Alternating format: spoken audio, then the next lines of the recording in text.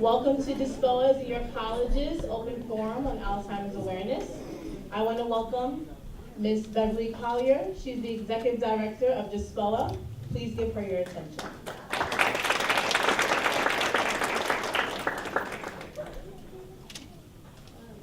Thank you, Emmy. Good afternoon, everyone, and welcome to our collaborative event today with York College and Jamaica Service Program for Older Adults. My name is Beverly Collier, and I'm the Executive Director of JSPOA, as we are often called. We have a very long name. And for those of you that may not know about JSPOA, we're a local nonprofit that has as a mission to impact the quality of life for older adults. And our primary client are older adults over 55 years of age and their families. We're located, our main office is located on 165th Street and Archer Avenue, so we definitely are a neighbor of York College. Today is a collaboration, and I really want to thank our partners here at York College, Ms. Sharon Hawkins and the Student Health Department, as well as some of our local politicians that actually sponsored today's event. Our Queensborough President, our State Senator Leroy Comrie, and our State Assemblyman, Mr. Clyde Vanell, were all part of helping JSPOA get this event occurring today, happening today, to get the word out about Alzheimer's disease to the Southeast Queens community. I'm really happy that we were able to coordinate this event because Alzheimer's disease is deemed a public health crisis on a national level and also in New York City and New York State. There are currently 5.5 million people dealing with Alzheimer's disease, which right now is a progressive disease, and there is no cure for Alzheimer's. Alzheimer's disease requires assistance and requires care, and the primary caregivers for Alzheimer's patients are family members. We also have professional caregivers, but family caregivers are maintaining the brunt of that work, which is often very stressful, very tiring, and is many times a job that they're not thanked for from the person that they're helping. Currently, Alzheimer's caregivers are providing 8.4 million hours of care nationally. If you were to add up all of the home care hours that are provided by professional caregivers, it still would not reach the hours of care that family members provide taking care of their loved one. So in order for them to meet their task and in order for them to not get burnt out from that task, support is required. And support is required and education is required, hence today's forum. We've got 4 people as part of our panel that are experts in their field, that are experienced with working with caregivers, that know the demands of caregivers, and they're here to share their information with you. If you are not a caregiver at this point, take the information and share it with someone else. If you are a caregiver, please listen to the information, take it in for yourself, try to get the support that you need, because it's not a job that you should do alone. It's a job that can be much easier if you have support. So I want to thank our panelists for hearing JSPOA's call and being part of today. Today's event is sponsored and sponsored by one of the programs that JSPOA is funded for.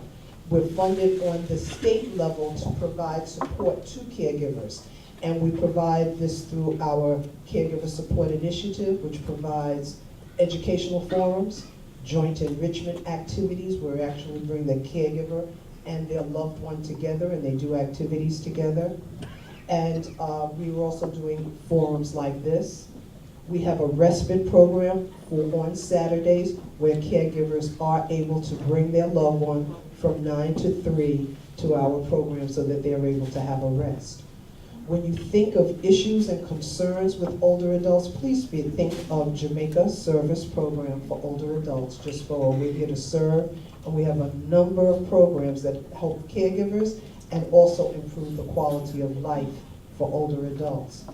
Our community service program at JSPOA is a group of some energetic social workers and future social workers.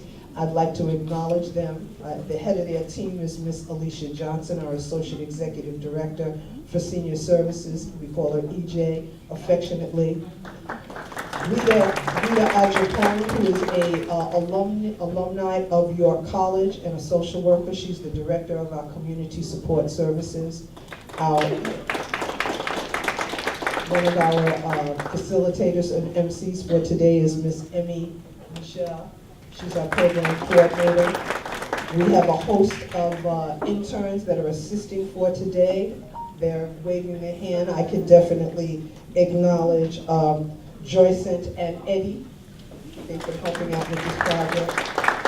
So it is out of that department that today's event is occurring. It's out of that department that we provide support to older adults. And in terms of JSPOA, being the executive director of this organization that provides so many programs to seniors, I hate to have to list them because there's a chance I might forget one, but I'm going to take a stab because you have to know about all the things that we do. We have a transportation program that provides transportation services to older adults and takes people to medical appointments. We have a program that's funded by the state that gives assistance to people that are victims of crimes. We operate 5 senior centers that are funded by New York City Department for the Aging, and one of them also helps caregivers as well because it has a niche for people that have Alzheimer's, dementia-related diseases, and/or long-term mental illness. We have an employment program for seniors that are 55 years of age or older. We provide benefits assistance and counseling with our case assistants that work at our centers, and we're your one-stop shopping for all of your concerns and activities for older adults. When you think of concerns for older adults, think of JSPOA. Thank you for coming to today's event. Please share the information that you learned today. If you don't need it, someone that you know does need it, because Alzheimer's is an epidemic. Thank you, and I'm going to turn it over to Emmy to introduce our panelists. Thank you very much.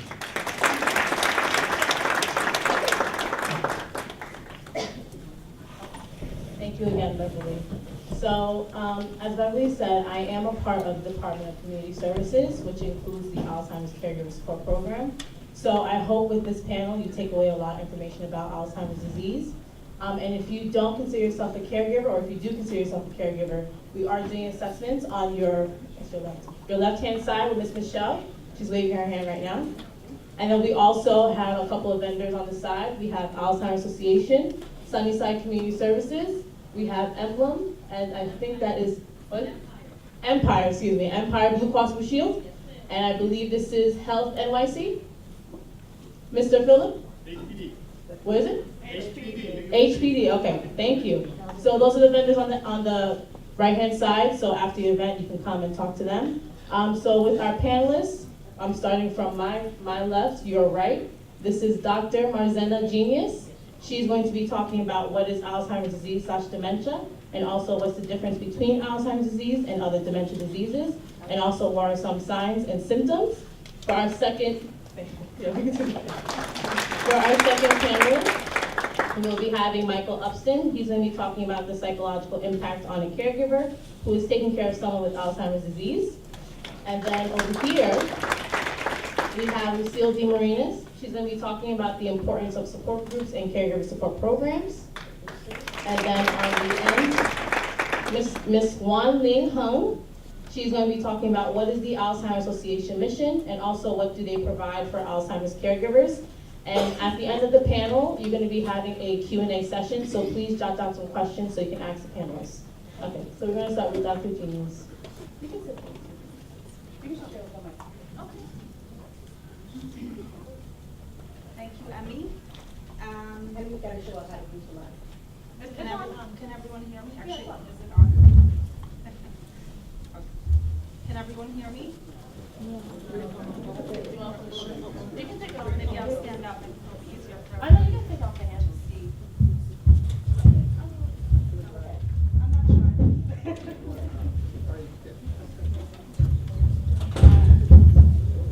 I'm not sure. Can everyone hear me now?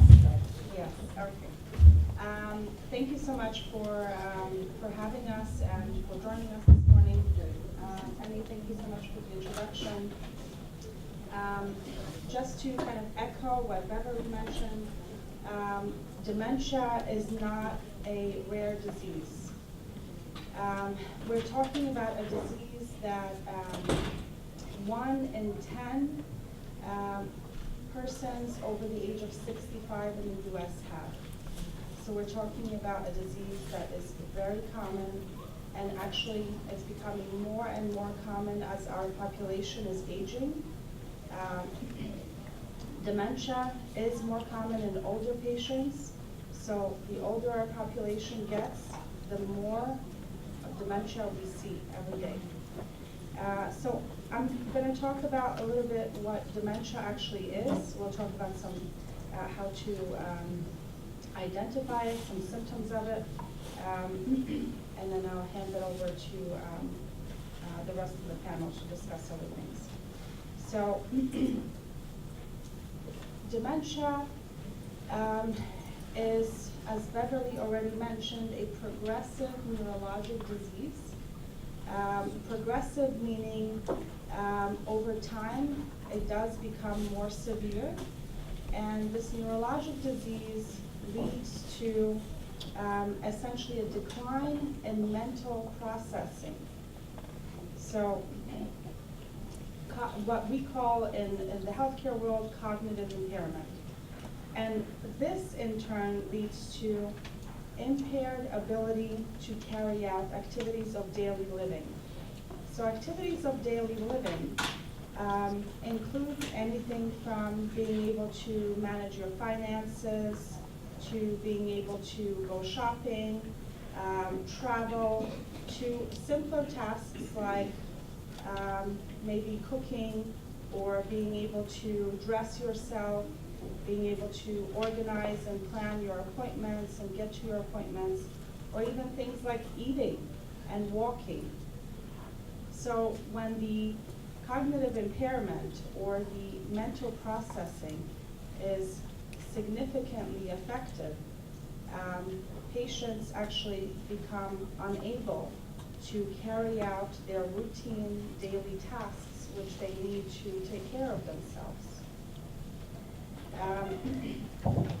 So there's a lot of confusion about what dementia is, the terms, what is dementia, what's the difference between Alzheimer's dementia and Alzheimer's disease and dementia itself.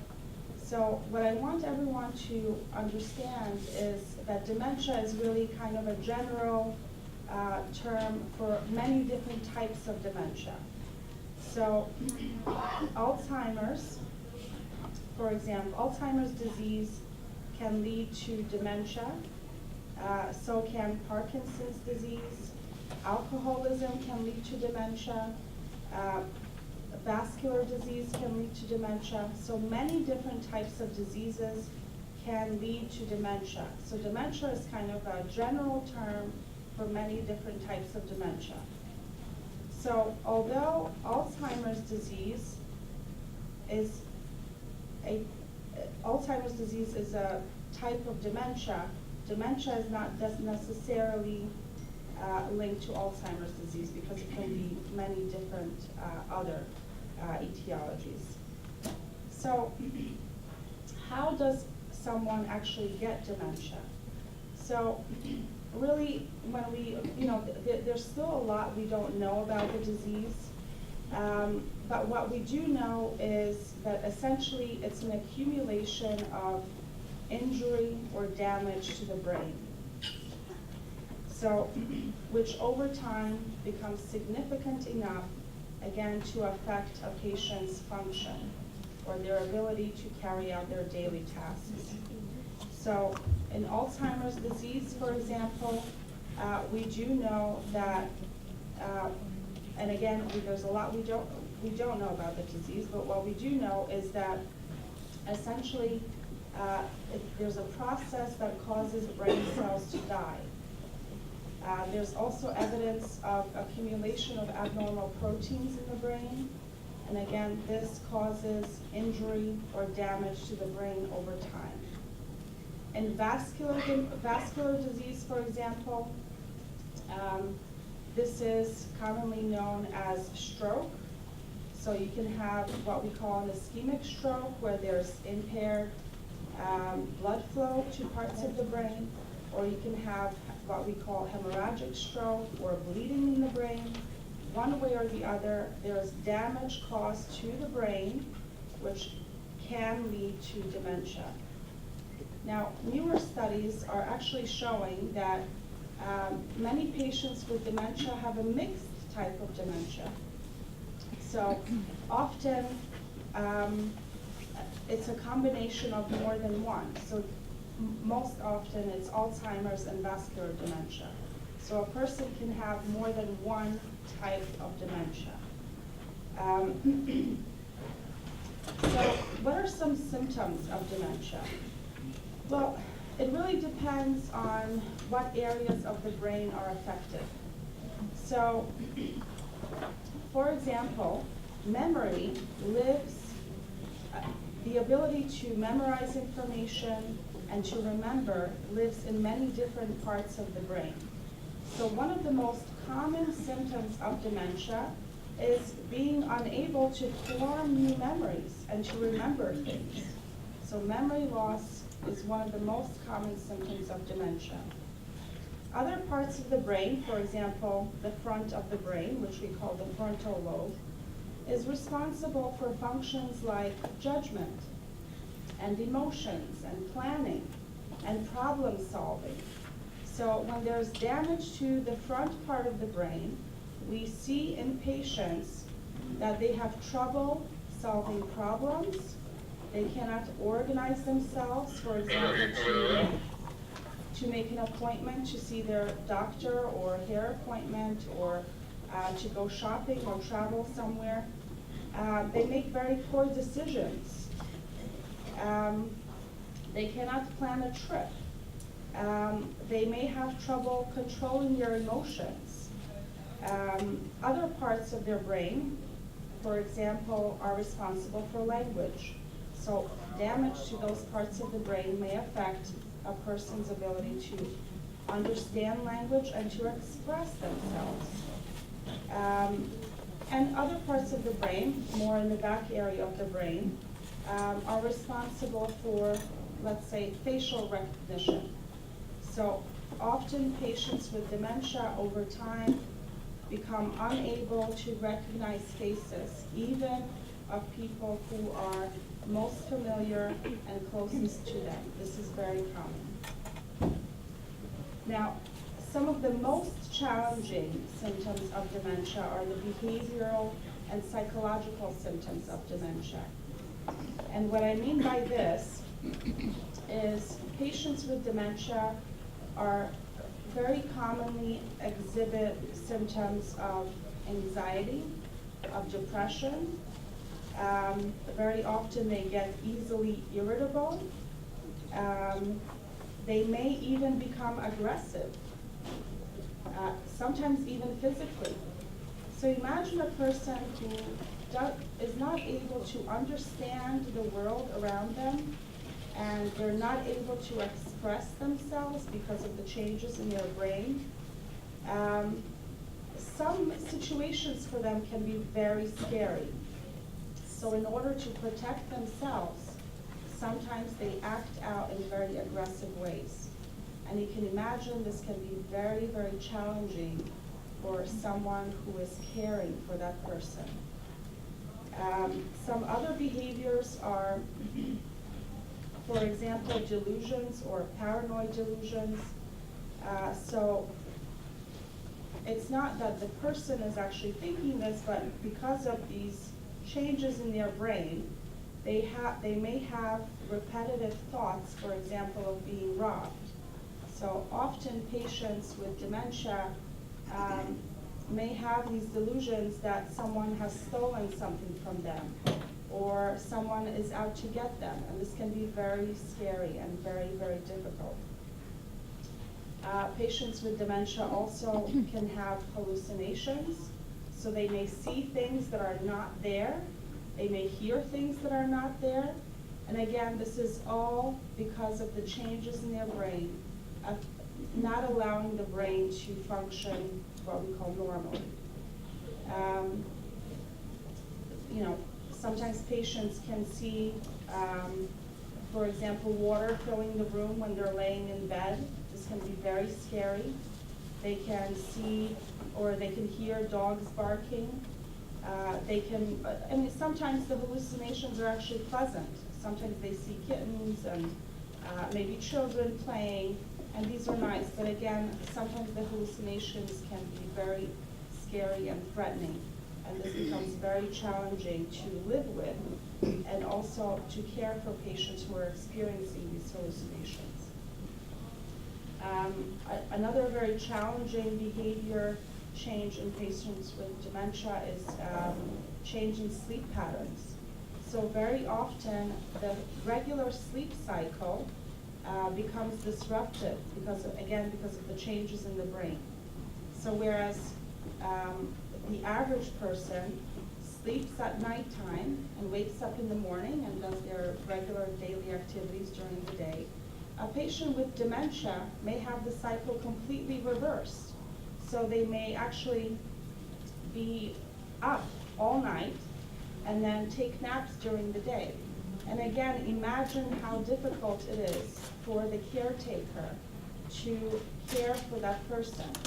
So when the caretaker wants to sleep at nighttime because they want to be functional during the day, or maybe they have to go to work or do other things, that their loved one is up and energetic and wants to do things and wants to leave the house sometimes. And that's, again, very, very challenging to manage. So this often has very kind of negative impact on not only the patient's quality of life, but also their loved ones and their caregivers.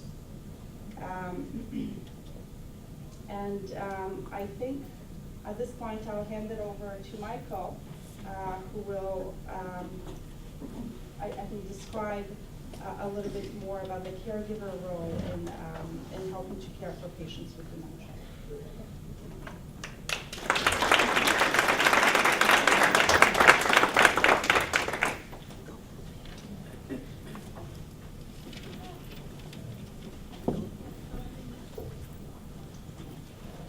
Hi, can everybody hear me? I want to stand up because if I sit down, I think people over there can't really see me, so I probably sit down. So hi, my name is Michael Upston. I am a therapist at an institute in Great Neck called Biobehavioral Institute, but for many years I was the director of the Community Advisory Program for the Elderly, which is a mental health clinic working with older adults. And in that capacity, I work very closely with JSPOA. And so I wanted to, first of all, thank Beverly and the entire staff of JSPOA for inviting me here to do this and for setting this up. But I know a lot of work went into that, so thank you. And I just wanted to kind of piggyback on one of the sort of the kind of the general message that I got out of, one of the messages I got out of what Beverly was saying when she introduced this workshop or seminar, is that, you know, the importance, she kept mentioning family and the importance of family.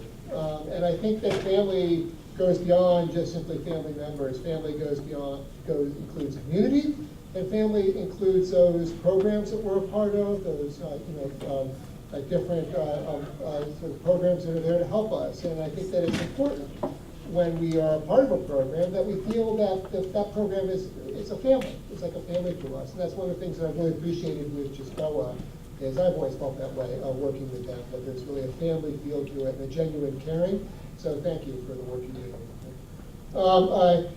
Anyway, so one of the things I'm going to talk about the psychological impact of Alzheimer's on caregivers. But before I do, I just wanted to mention quickly, one of the things I'm going to mention when I talk about the psychological impact and kind of ways, different forms of help that caregivers need, I'm going to mention the importance of information. So to start with some information, there is a wonderful grant that I used to work with in my former job. I'm not currently involved in it, but it's a great resource. I want to make sure people are aware of it. It's done by UJA, and it involves Northwell Health, Dr. Genius and Dr. Shaw, who work with Northwell Health.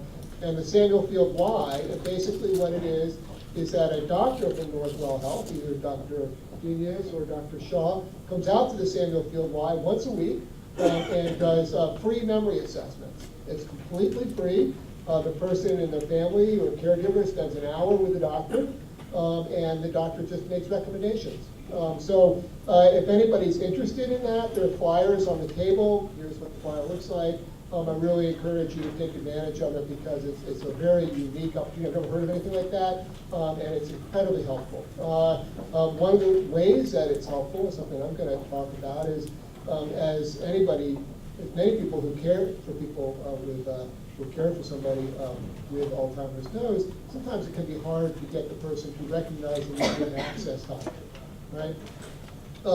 And this particular grant is a very non-threatening way to begin a conversation because it's at a community center, it's not at a hospital, it's not at a doctor's office, and it can be a way to really sort of look at, what's going on and what help might be indicated. So again, I encourage people to take advantage of that if they know anybody that can be helped by that.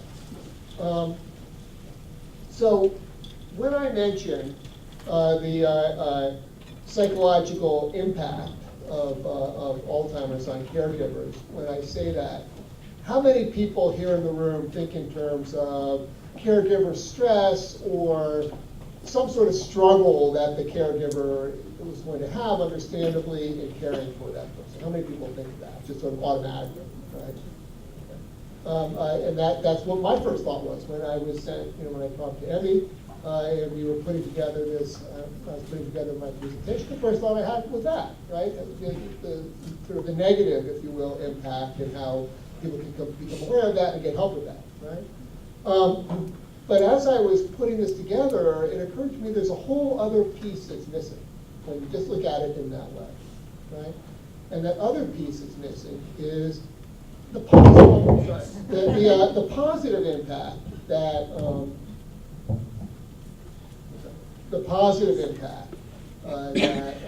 psychological impact of caregiving. And that's very real, and I think that's important to keep in mind as kind of a first step. Because one of the things that sort of nowadays talked about a lot in mental health and in other contexts is the importance of accepting, right? Acceptance. Right? There's a term in mental health called radical acceptance, right? Meaning accepting something radically, accepting something fully. Right? And the importance of that when you're addressing an issue. When you're going through a stressful situation or a traumatic situation or a difficult situation, the importance of acceptance. Right? But why do we accept? Why is that important? Right? It's not just for the sake of accepting, right? Acceptance is important because it's only by accepting a situation as it is that we're then able to, within that context, not the context we would necessarily want to be in, right, but the context that we actually are in, it is only through accepting that we're able to, within that, find a sense of fulfillment, find a way to have a life that feels fulfilling, right? To talk again in sort of mental health terms, so a life that's worth living. So acceptance, right, looking at a situation as it is involves looking at the challenges of that situation, but it also involves looking at things that we can take from that situation that are positive. We've got to be careful when we talk in those terms because that doesn't mean that somebody would want to be in that situation or that it's good that they're in that situation. I'm not in any way suggesting that. But what I am saying is that within any situation, right, there's something that we can take from that of value that we can then use to enhance our lives, enhance other people's lives, even if we wouldn't want to be in that situation or it wasn't good that we were in that situation. The reality is we were in that situation or we are in that situation. So if we look at it, sort of we start thinking about the psychological impact of Alzheimer's and dementia on caregivers, and we start sort of looking at it through that lens, let's think about what are some positive things, what are some positive aspects of caregiving. Can anybody here think of any? Yeah. Okay, go ahead. Any ideas about what some positive things might be?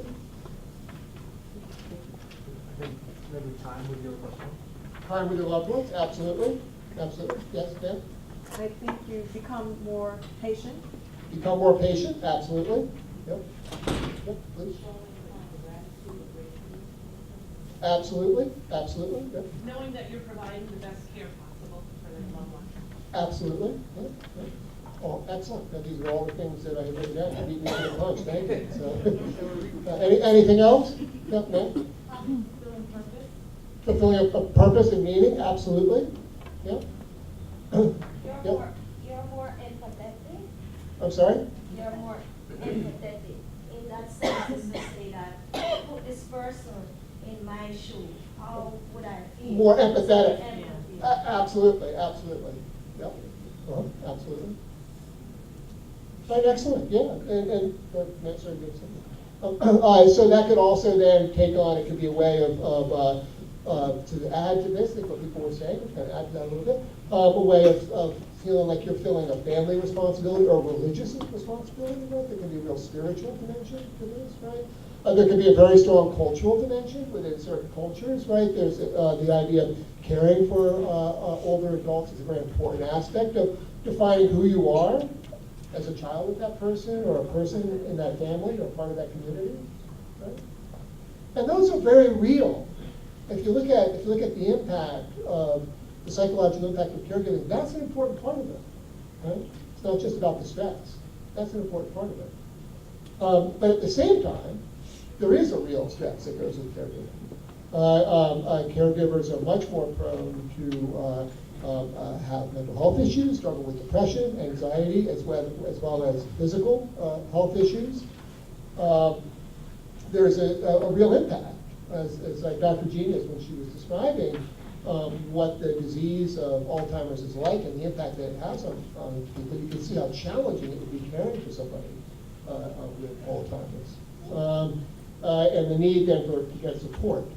But I think when we think of what caregivers are going through and what that support would look like, it's important to understand what they're going through in context of the stage of life that they're in. Because if you think about it, our life, if you break it down into different stages, right? And at each stage, there's the challenges that come with that stage of life, right? And then anything else we deal with occurs within that context.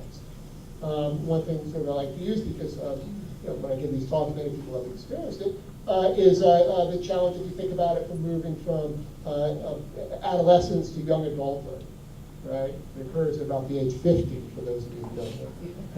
But I haven't been through it yet, I'm still a kid. But that transition from adolescence to young adulthood, right, can be incredibly challenging, right? And very scary, very anxiety provoking, right? Because you've defined your life in one way, right, as a student, living at home maybe, and then all of a sudden you've got to define your life in a completely different way. Maybe leaving school, starting work, thinking about developing a family or establishing a career, or whatever it is in your world what that transition looks like. But it's a big transition, and it can be very scary for people, right? But if those challenges are met, overcoming those challenges, right, there can be a lot of benefits that can come out of that, right? So it's important when, again, as I mentioned, I bring this up because when we think about what people are going through, you have to understand it in terms of the stage of life that they're in and what comes with that. So the vast majority of caretakers for people with Alzheimer's and dementia are either middle-aged people, mostly women, truthfully, who are caring for older parents, caring for their parents, right? Or spouses or sort of significant others caring for their loved ones. Those are the majority of caretakers. So if you understand caretakers' stress and what that means, you have to think about what is that person just in general going through in their life, right? And then you add to that what taking care of their loved one means within that context. So to start with people who are middle-aged, just in general, so the caretaker stress aside, just in general, what are people going through, right? Well, quite often, especially nowadays, as people are having children later in life, children are staying at home longer for all sorts of different reasons. quite often people, right, who are middle-aged taking care of older parents are also taking care of children, right? And in many cases, they're also working. So in addition to taking care of their parent, right, or the older adult that they're caring for, quite often the parent, they're also having to take care of children, perhaps, manage a career, as well as take care of themselves, right? Thinking of financially providing themselves, as well as maybe sort of thinking about retirement or providing perhaps for their children's education if their children are in school, right? So there's a lot of different stresses that are going on that have to be understood. Quite often, people, especially nowadays, and as a culture, we're more transient. People might not live near the caretaker, right? So that kind of adds a whole other dimension if they're not right there. There's, to be completely honest about it, right? There's quite often tension between family members, right? When there's a parent in need, and then there's and siblings, right? That can quite often develop tension between the siblings, tension between the person caring for the parent and the parent, perhaps the spouse of the parent. I mean, there can be all sorts of ways that it plays itself out, but to a certain extent, sometimes family stress can factor into this, and how are decisions made, who gets to make the decisions, tensions that can come out of that. And as I mentioned kind of earlier, something that many people struggle with, not just people in that stage of life, but many people struggle with when they're caring for somebody with dementia or Alzheimer's, is addressing the fact that that person may be reluctant to seeking help. So then how do you work with that? And I think that none of this stuff is easy. There aren't easy answers. But I think one just sort of takeaway in terms of working with somebody who is reluctant to acknowledge a need and to seek help is, first of all, to understand why they would be, right? If they at some level are probably aware that something's wrong, and it's very scary to admit that and the implications of that, right? Also, people have a very real and healthy need for autonomy, right? So if you start to talk about things that feel like taking away that autonomy, that can be very threatening, and people will push back, coming from a healthy place, right? Because people want to be autonomous, right? But I think that you can frame the help as aligning with that person's needs, meaning that by appropriately or accurately diagnosing the situation, getting an understanding of the situation, and bringing in help can be a way of helping that person become more independent. And when people start to see it that way, I think it can become, it can help with people's resistance to seeking help. So just sort of putting that out there as kind of just something to keep in mind if you're working with somebody who's reluctant to seek help, to reframe getting help as not a way of taking away autonomy, but enhancing autonomy. So the other group that are, so when we talk about caretakers, the other major demographic is older adults caring for a spouse or a loved one, right, a significant other. So if you look at what that experience must be like in terms of their stage of life and what they're going through, just people, older adults in general, right, tend to be much more prone to things like depression and anxiety. There's issues as people become older with a lack of social connection. Right? That's a very big issue, right, which can lead to things like depression and anxiety. That's there for many reasons. One, again, as we become more transient, family members move away. With people, as they become sort of less capable or sort of more limited physically, it can be hard for people to have opportunities to connect with people. People, as they driving can be an issue, and so again, it becomes hard to connect with people. Also, somebody had mentioned, we were talking about, I think it was you, that the importance of meaning and purpose. Right? I think as when people become older adults, one of the challenges, how do you find a sense of meaning and purpose in this new context, right? Because I think when they're younger, there's lots of opportunities given people to have a sense of meaning and purpose, maybe through raising children or through work, right? But as you get older, if people retire and their children grow up and move on, their lives can feel empty. It's very common, right? As much as we all look forward to retirement, the reality is that many people, when they do retire, struggle with that. Sometimes they're surprised that they struggle with that, right? So they've got to go through a transition of finding a sense of meaning and purpose in their life in this new context. Also, there's a lot of loss associated with getting older, right? Loss of youth, loss of health, sometimes loss of cognitive functioning, loss of possibilities, loss of family members. One of the challenges of being an older adult is looking back on your life that was lived and finding a sense of meaning and purpose in it, and then looking at the life that you have and finding a sense of meaning and purpose in that. So it can be a very challenging time, which, if these challenges are addressed, can lead to sort of wonderful opportunities for the person in terms of really having a lot to offer the community and their families, in terms of having a sense of wisdom, right, that they've learned from their lives. And there's lots of opportunities to contribute as a result of these challenges, but it can be very challenging for people. So if you add to that caring for somebody with Alzheimer's and dementia, it can magnify all of this, and the person becomes much more at risk, as I mentioned, for things like depression, anxiety, and other health issues. So if you think about support and how support can be provided, there's sort of three levels to that support. Right? One is information and the importance of information. I know we have different resources here today. The Alzheimer's Association is here. It's a wonderful resource. I had mentioned this grant, and there's other resources that are available. I'm sure that JSPOA has lots of resources available for people to find out about, to get information. And that's one level of need when you think of support. The other is concrete needs, like in-home support. Beverly talked about the importance of respite, right? Somebody coming in the home to take on some of that caretaking responsibility, to give the caretaker a break. And the other is the need for emotional support. Caregiver support groups. Beverly had mentioned that JSPOA offers that, as do other places, but that can be incredibly helpful for just to provide support, to realize you're not alone in the situation. Also to give people the chance to sort of talk about how they feel and understand that those feelings are normal. One of the things that can make the situation more stressful is that many people in that role feel angry. They might feel angry at their loved one. They might wish that they could be out of the role, right? They might wish maybe that their loved one would pass away and for their benefit and everybody else's benefit.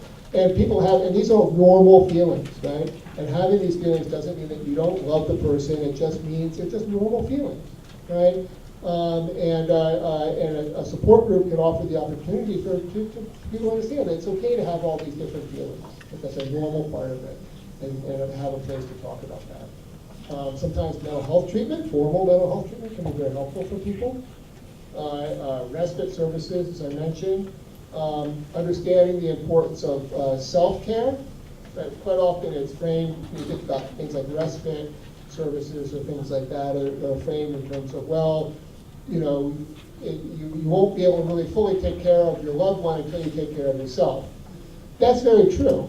But I think one thing that's missing from that way of looking at it is it's also just important to take care of yourself. I mean, you count too, right? And to really kind of understand that. Anyway, thank you very much for the opportunity to talk about this, and I hope you all find it.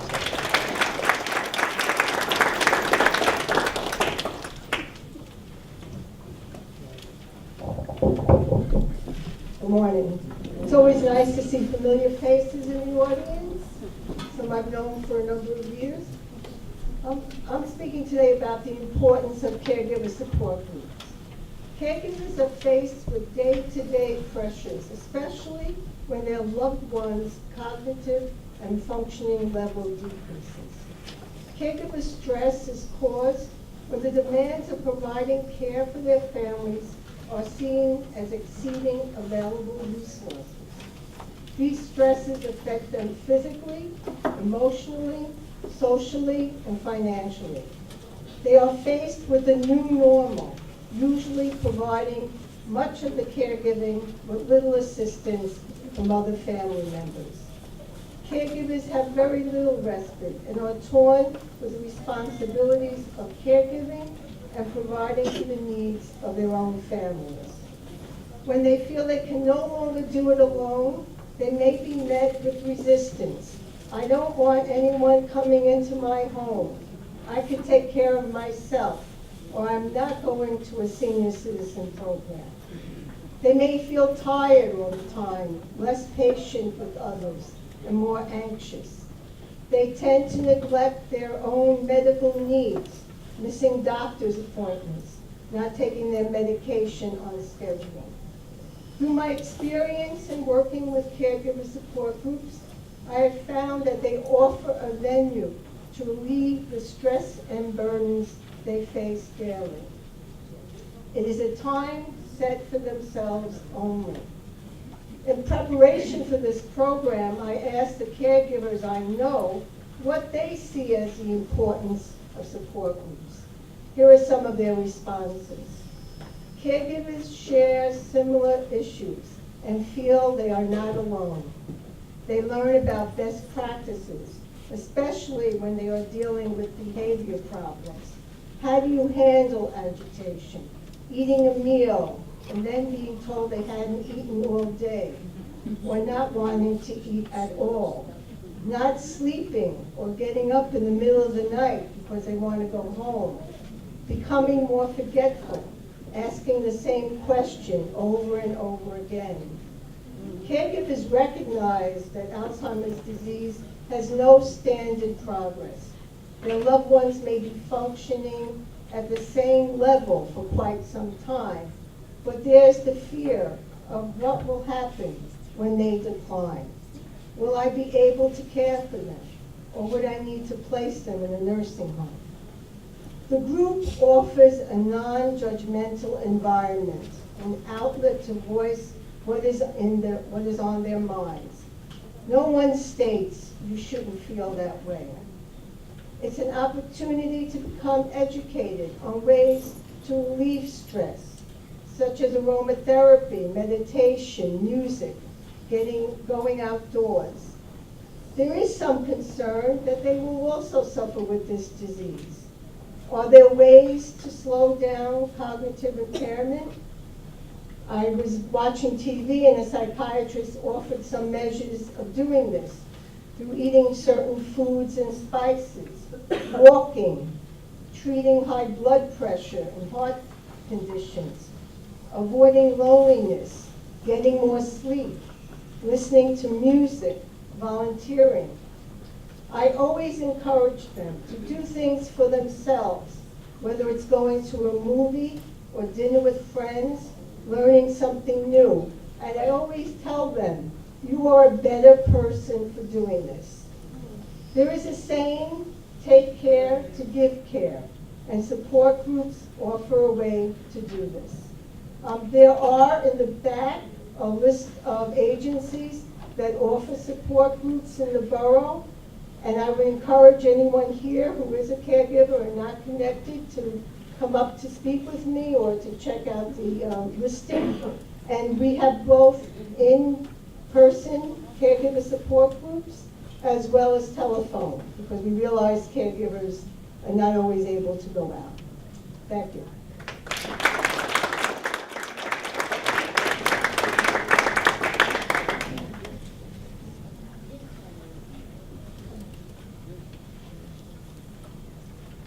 Hello. I'm very scared of this. Can everybody hear me? My name is Wang Ling from Alzheimer's Association. My office actually is covered 5 boroughs in New York chapter. I just want to thank for everybody being here. If you're caregivers or you're providers, please pat each other's shoulders. Thank you so much for being here, because this is very important. Before I came last week, they JSPOA also had a luncheon, and the weather also pretty bad. It was pretty okay in the morning, but bad in the afternoon. And then I did ask Amy, say, are you gonna still ongoing? But yesterday, I didn't call her because I know no matter what, they're gonna have this, so I don't have to call. Thank you so much for being here. My agency actually mission is very simple. It's very similar to everybody's here. We want to improve the quality of life with the family members with the dementia and the disease with Alzheimer's. This is a very important mission. We cover almost 4 parts. I can explain it to you in a very simple way. We provide the programs, service, And we also doing very important part, which is advocacy. We need to really go to the legislator to make sure the government also can help us to improve our quality of life. The last one is researching. Because right now, as you probably all know, there's no medication to cure this disease. And this is very important. We need to have more support to the researchers to really create some new medication or maybe new way to improve of the quality of life, either medication part or cognitive part, or any kind of program to improve. I also want to mention my team has really new since 4 years, because 4 years ago we merged to the national office. So New York chapter actually is an empty office. So right now we full with everybody. We have 5 staff members, cover 5 boroughs, and I'm very fortunate to cover Jamaica. On behalf of Alzheimer's Association, I don't want to spend a lot of time just talk about how great we are doing. I think everybody here is doing a great job, and we cannot do it alone. So I just want to say this is an effort from the whole village, especially your teams and JSPOA's really great resources out there. And I will tell you more with the individual cases to tell you how we really truly impact the community, not just us. Alzheimer's Association is really with everybody. So we have a team with Dr. Tavarro. She is a medical doctor. She decided she didn't want to just put a Band-Aid on a single patient. So she moved herself, became a public health, and then she really want to change the system. So this is how we do. We plan. You have a mission, but you have to do it. You have to really actually do it, not just with a mission on the wall. So this year is very new. We combined with one of the college graduate students. They help us do the assessment, and then lucky enough, they cover this area. So this research is not published through the professor yet. So I just want to mention a little bit because this is so impactful for this area. As we know, the 2 population highest to hit with Alzheimer's disease are African American. Second is the Spanish, Latinos community. So the student covered Jamaica. I just want to highlight a few things, because if you are providers here or you are the consumers, you need to know why we make the effort to do this. We provide the programs, but sometimes nobody showed up because we didn't do the community assessment. So this is just one of few. Number one, actually, the smoking rate is still very high. When we ask people, are you smoking? Yes, that's the highest one. The second one is, are you eager to learn more dementias and disease of Alzheimer's? Almost everybody say yes. And they prefer to have a Saturday and Sunday program, and including Wednesday too. The most timing is in between 1 to 3 p.m. Okay, so this is not published, but I just want to mention, this is a community assessment, which is very important for the provider. But it's also very important for the consumers, because if you don't really link together, you have a great program, you don't have anybody to attend. Like this is like a highlight. This is the champion. We want to see more programs like this. The last one is, if we provide any education, will you go? Almost 90% of the people say yes, we will go to attend. Okay? So moving a little bit about our service, we do have 800 numbers. Again, I think this is a key to really mention about the agencies in your communities. We have 800 numbers. Maybe some other agency didn't have 800 numbers. So if you cannot call to your agency, local agency, like Saturday, 2 a.m., what do you do as a caregiver or the person with the disease? Hospital probably can reach out to 911 too, but we do have 800 numbers out there. And I do have a brochure there if you need our 800 numbers, information is right over there. So I'll give you a case. If somebody calls us, the phone will reach to Chicago, that's our national office. Not just pursue one person live in Jamaica. This person really want to go get some help. So what do? In the morning, every morning, we got an email, which is called service line. If somebody linked with this area, I have to call them, I have to reach out to them in 24 hours, okay? So that's very important. Once we connected, my role, I do have a very prestigious way. I can do the consultation to the family members or the person with a disease. Now, I mentioned to this from the luncheon last week. The one thing we can do is we don't go to the home visit. So what do? We have to combine with the hospitals or community groups, the agencies. We're relying on each other. If you do have JSPOA, if you have one person needed for the Chinese, and just happen I can speak Chinese, you can refer on to our agency and to my team. This is how we work together as together. So consultation, I have several cases. One case I want to mention to you, as mentioned about this, sometimes they may have some dramatic behavior, and this is unavoided. How do we do it? Education is very important. We need to educate the family members, because if the person who's care for this person with a disease has no idea what is going on, they may not provide a better service. So one of the cases, this person used to be a very high prestigious judge in New York. He had Alzheimer, okay? So he struggled with Alzheimer. I gave him an appointment to come to meet with me in the office, and let's say tomorrow, next Monday. He came today. He walked into our lobby, and then my office is in the central, Grand Central, right of the tall building, very secure type. All the security came over, like crisis.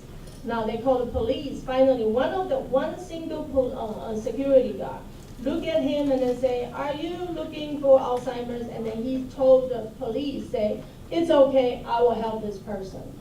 So they didn't file the report, they didn't do anything. This security guard walked with him to come to our office. Of course, he came first to confirm, and then he walked with him up, and he walked with him down. So we need somebody to really understand. They're not a criminal, okay? They just had a one moment, they couldn't control their temper. This person also really need a lot of help. Unfortunately, I think that sometimes the health system tend to be a little bit struggle. He should go to the assisted living, but he didn't want to, and then the wife also struggled. So there's a lot of dramatic story here. Instead of really taking good care of the health, sometimes you really have to talk to them more about their internal family struggle. And that's how the whole agency should be as a village. We need help to hold hands together, but also at the same time, we really have to help that individually. After that, then this person somehow wanted to join our education program. So I just developed one new education program in Jamaica we call Community Hub. How do we call Community Hub? Because we used to just educate one senior center, churches, or library, and we left. We never go back, or only do it as needed. But created this hub, we actually settled with one of the senior center, Allen Community Senior Center, and also with the Cathedral Church. So this is a good hub for us to start. So this person signed up for this group. And then at the same time, the wife also want to walk, and then leading to, we also have a lobby day. So this is how our mission all tied together.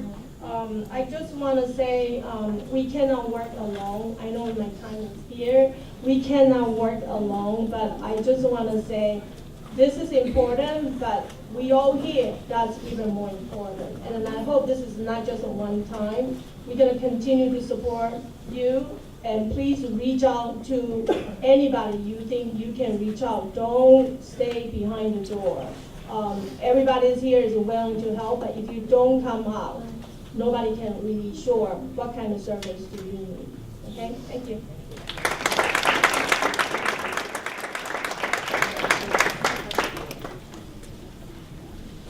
Thank you so much to this panel. This was a brilliant panel. I hope you guys took away a lot of good, important information. But I really want to just announce one of our caregivers who is here. This is a first-hand account of caregiving, so please give her your attention. Ms. Michelle.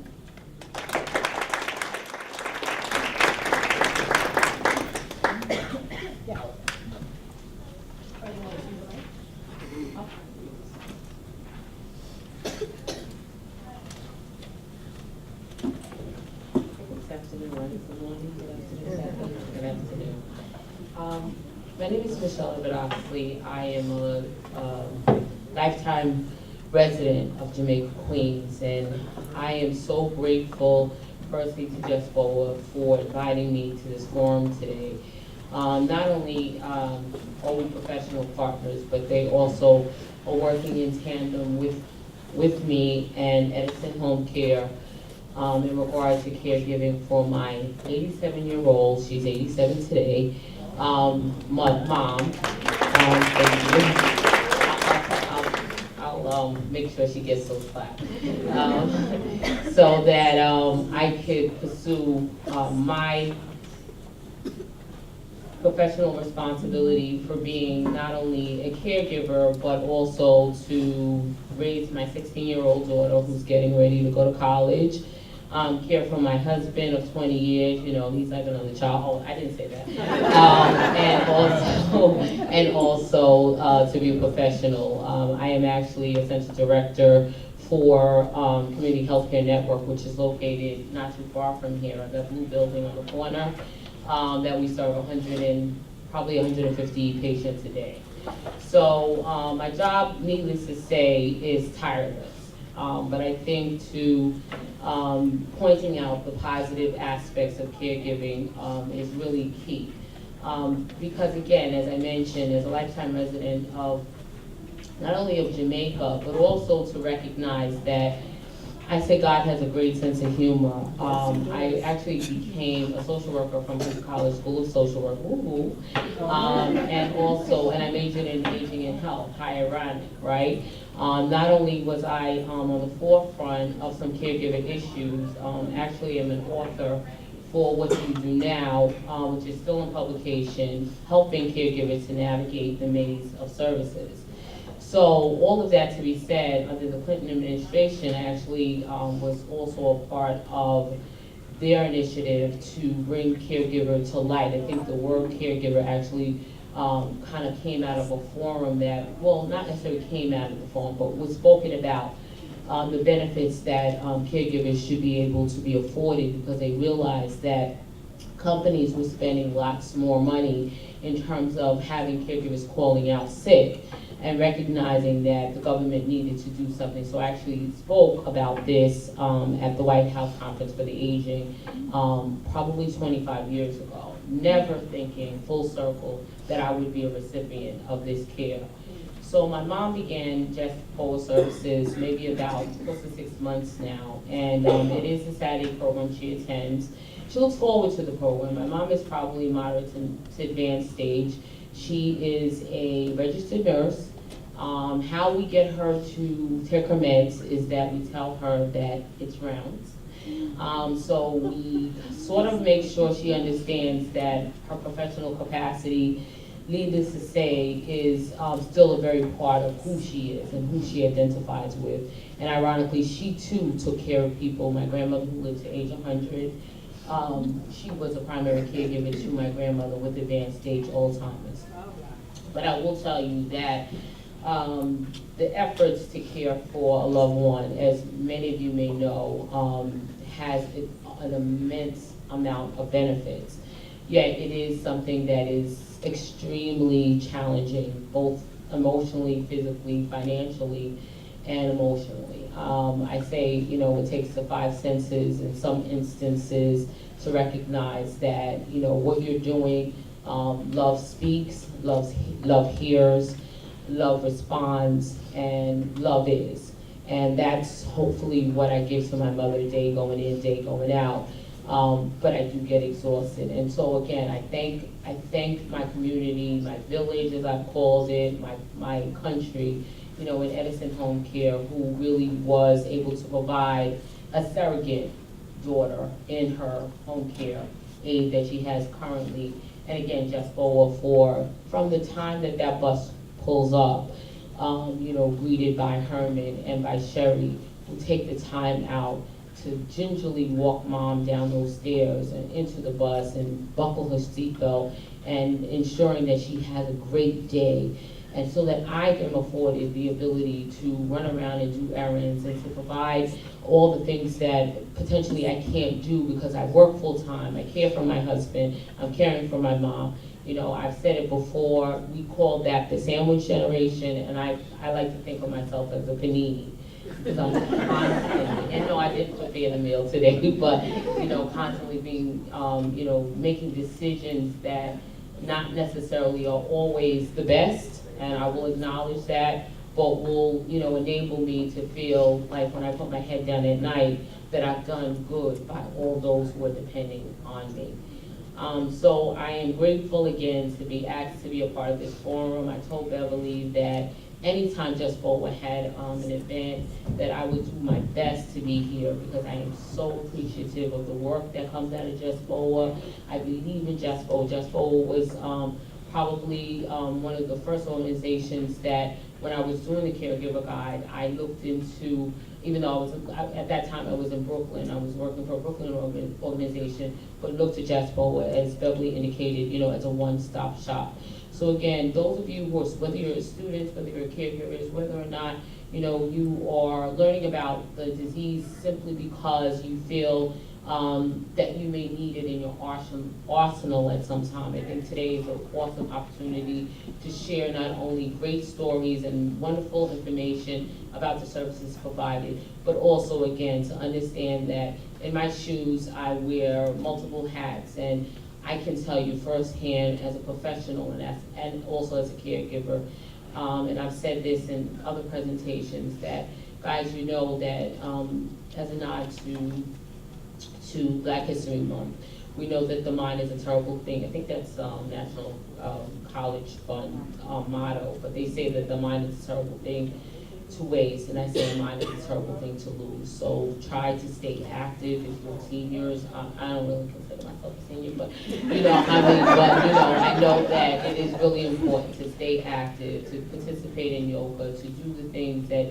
some of what JSPOA has spoken about. Keep reading novels, keep doing things that will keep the mind occupied, because it is a muscle. Am I right, Doctor? That's right. Okay. Have a great day. Thank you for having me.